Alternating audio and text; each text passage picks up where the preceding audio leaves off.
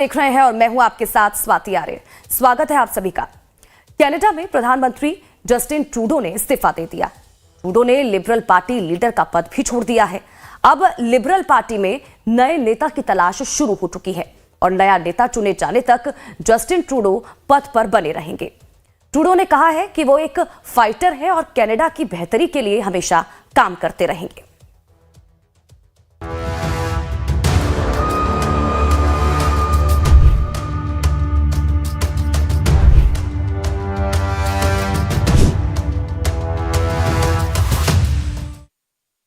Canada के प्रधानमंत्री Justin Trudeau ने इस्तीफा दे दिया।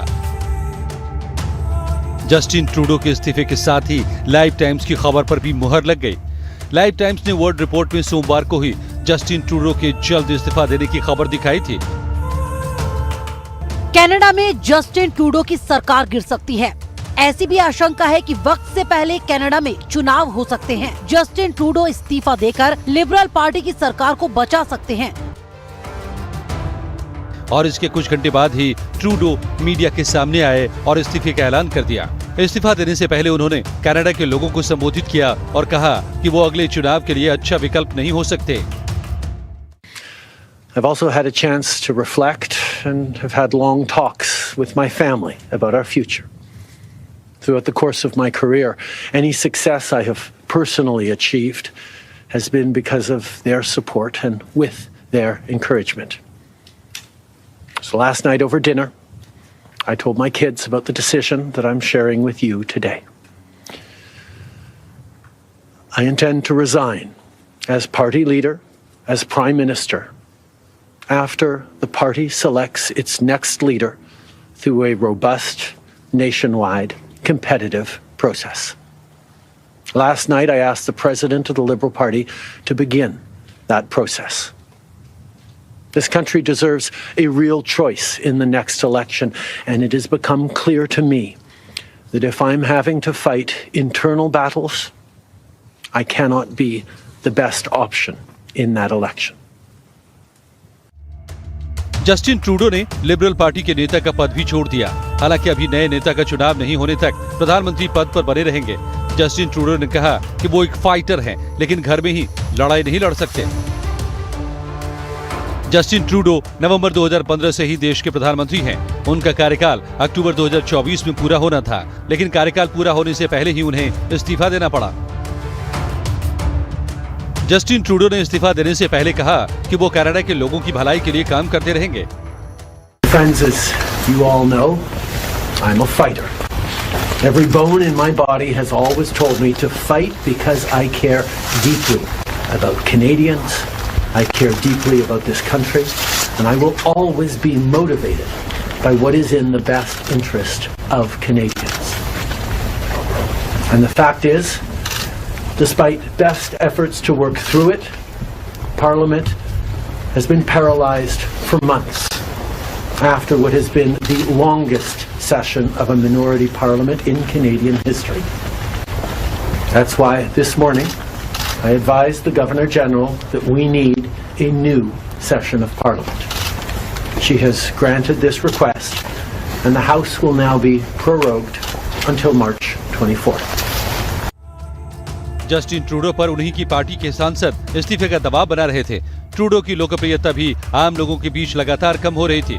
16 दिसंबर को ही ट्रूडो की करीबी मंत्री क्रिस्टिया फ्रीलैंड ने इस्तीफा दे दिया था। फ्रीलैंड ने ट्रंप की सभी नागरिकों को 15,000 रुपए मुफ्त देने की योजना का विरोध किया था। इसके बाद ट्रूडो ने फ्रीलैंड को वित्त मंत्री पद छोड़ने के लिए कहा था, जिसके बाद क्रिस्टिया ने इस्तीफा दे दिया था। ट्रूडो की पार्टी के ज्यादातर सांसद भी उनके खिलाफ थे और इस्तीफे की मांग कर रहे थे। इसके बाद दबाव के आगे ट्रूडो को इस्तीफा देना पड़ा। कनाडा में जस्टिन ट्रूडो अल्पमत की सरकार चला रहे थे। 27 जनवरी से कनाडा का संसदीय सत्र शुरू होने जा रहा था, लेकिन अब ये सत्र मार्च में होगा। कनाडा में इस साल अक्टूबर में आम चुनाव होने हैं।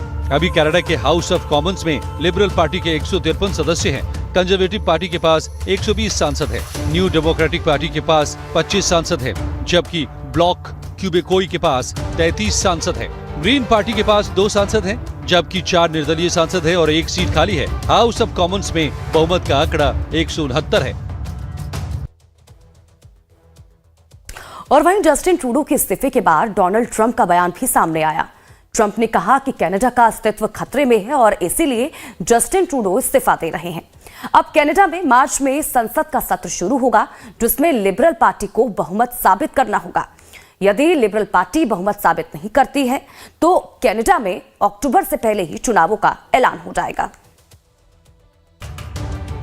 मार्च में लिबरल पार्टी को विश्वास मत हासिल करना होगा और यदि लिबरल पार्टी विश्वास मत हासिल नहीं कर पाती है तो चुनाव वक्त से पहले हो सकते हैं। अक्टूबर में हुए संसदीय सत्र में तो जस्टिन ट्रूडो की सरकार किसी तरह बच गई थी, लेकिन अब चुनावों से ठीक पहले उनकी पार्टी को दूसरे दलों का समर्थन मिलने की संभावना कम बताई जा रही है और संसद सत्र में जाने से पहले लिबरल पार्टी को नया नेता भी चुनना होगा।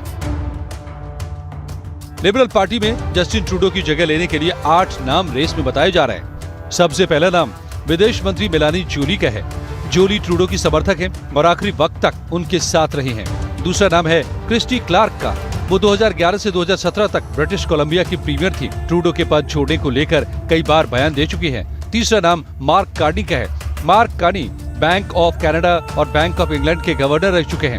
हालांकि कार्नी के पास राजनीतिक अनुभव की कमी है। क्रिस्टिया फ्रीलैंड का नाम भी चर्चा में है। दिसंबर में ही उन्होंने उप प्रधानमंत्री और विदेश मंत्री पद से इस्तीफा दिया है। डोमिनिक लेब्लांक का भी नाम चर्चा में है। ट्रूडो की कैबिनेट में वरिष्ठ मंत्री रहे और ट्रूडो के करीबी भी हैं। भारतीय मूल की अनीता आनंद का नाम भी चर्चा में है। अनीता आनंद कनाडा की रक्षा मंत्री रह चुकी हैं और अभी परिवहन मंत्रालय संभाल रही हैं। इसके अलावा भारतीय मूल के जॉर्ज चहल का नाम भी चर्चा में है। जॉर्ज चहल सिख कॉकस के अध्यक्ष हैं और नेचुरल रिसोर्सेज स्थायी समिति के अध्यक्ष भी हैं। कनाडा में जस्टिन ट्रूडो ही नहीं, लिबरल पार्टी की लोकप्रियता भी लगातार घट रही है। पार्टी को अगले चुनाव में कंजर्वेटिव पार्टी से कड़ी टक्कर मिलने की उम्मीद है और जानकार ये भी मान रहे हैं कि अगली सरकार कंजर्वेटिव पार्टी की ही बनेगी।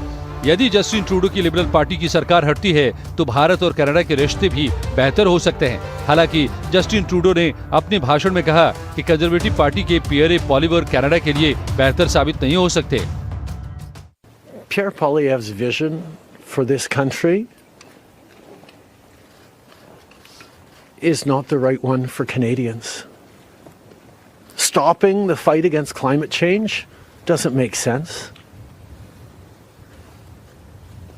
Backing off on the values and strength in diversity that Canada has always worked to pull itself together on is not the right path for the country.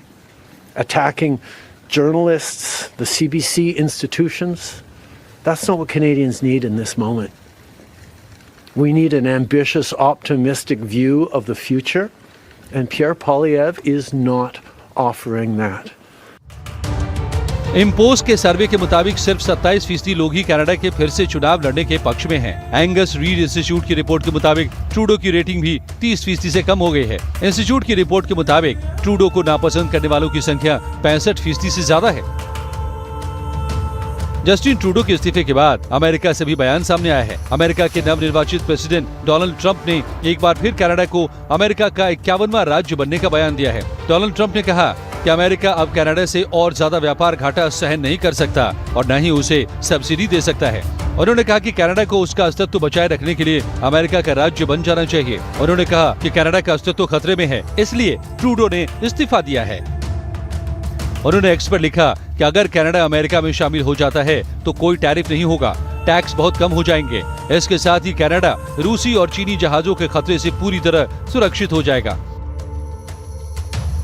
America और कनाडा के बीच भारी भरकम व्यापार होता है। Canada America का तीसरा सबसे बड़ा बिजनेस पार्टनर है।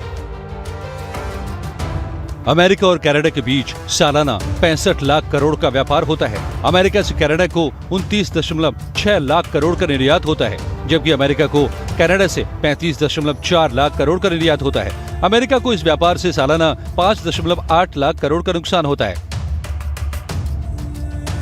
इसके अलावा कनाडा को अमेरिका से हर साल $100 मिलियन की सब्सिडी भी मिलती है, जिसे डोनाल्ड ट्रंप ने बंद करने का ऐलान कर दिया है। Bureau report, live times. बात अब तिब्बत की करेंगे, जहां पर भीषण भूकंप ने